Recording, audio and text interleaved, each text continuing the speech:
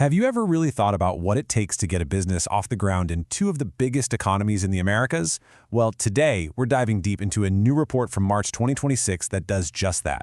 It pits Brazil against the USA head-to-head on what it actually costs to do business. So let's get into it and see what the data shows. You know what? Let's start right at the end. Here's the final scorecard, and just look at these numbers. Out of a possible 10, the USA scores a solid 7.2. Brazil? It comes in at 4.1. I mean, that's a huge difference, and it really sets the stage for everything we're about to talk about. This isn't just about spreadsheets. It's the day-to-day reality for millions of entrepreneurs. So the obvious question is why? What's behind a gap that big? To really get to the bottom of it, we're going to follow the journey of a new entrepreneur, step by step. We'll go from getting started to the daily grind of keeping the doors open. This is where those numbers really start to tell a story. Okay, so every great business starts with an idea, right? But the first real-world hurdle is making it official. Let's take a look at what it takes just to open a company in both countries. And right away, the difference is just stark. In the US, you could be up and running in a couple of days, sometimes for less than a few $100. But in Brazil, you're looking at an average of 17 days. 17. And the cost can be way higher. That's more than 2 weeks of just waiting around before you can even really begin.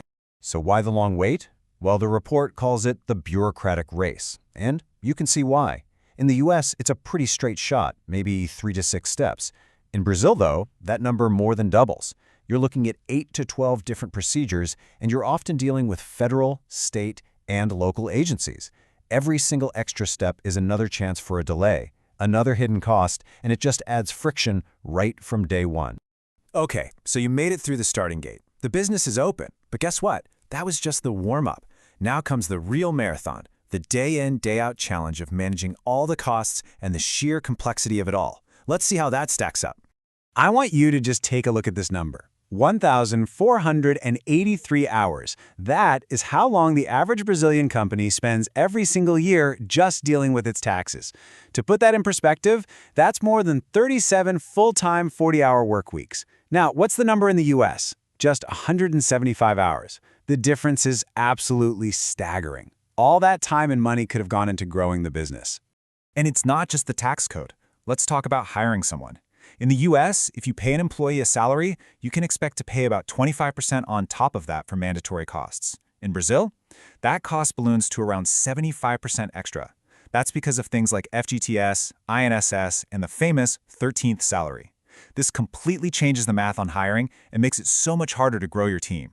Okay, so how do you grow if you can't hire easily? Well, you need capital, you need investment. But the gap here, it isn't a gap, it's a chasm. In 2023, the US venture capital market was $170 billion. Brazil's was $1.2 billion. That is a 140 times difference. For a startup trying to scale, this one factor can decide everything. So, with all these challenges piled up, what's the final outcome? Let's talk about the harsh reality of business survival and how culture, believe it or not, plays a huge role. So after 5 years, about half of all new businesses in the US have shut down. In Brazil, that number climbs to 63%. Now, a 13-point difference is definitely significant, but it actually doesn't tell the whole story. The real kicker is what happens after a business fails. And this is one of the most important cultural insights in the whole report. In the US, you have a legal framework called Chapter 11. It's designed to let a company reorganize and try again. It's all part of this fresh start culture where failure is seen as a lesson, not a life sentence. It actually encourages people to take risks. In Brazil, the whole process is tougher and comes with a heavy social and financial stigma, which makes it way harder for an entrepreneur to get a second chance.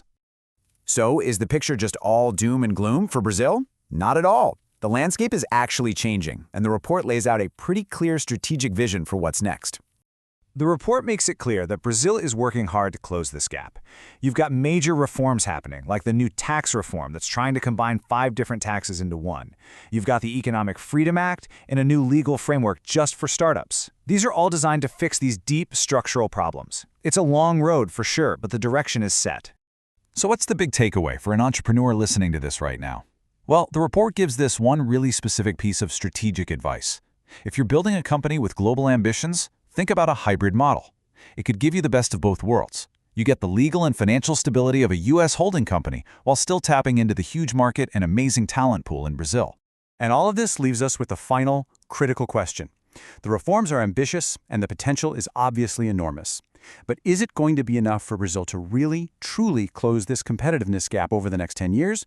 Well, that's the big unknown. Hey, if you found this breakdown as fascinating as we did, make sure you follow our channel, Macroeconomic My Eye. We love to dive deep into macroeconomics, artificial intelligence, and technology to bring you clarity on the big forces that are shaping our world. Be sure to stay tuned for our next publication. And one last thing, just a quick disclaimer. All of this is for informational and educational purposes only. It's not investment advice. And as always, remember that past performance is never a guarantee of future results. Thanks for watching,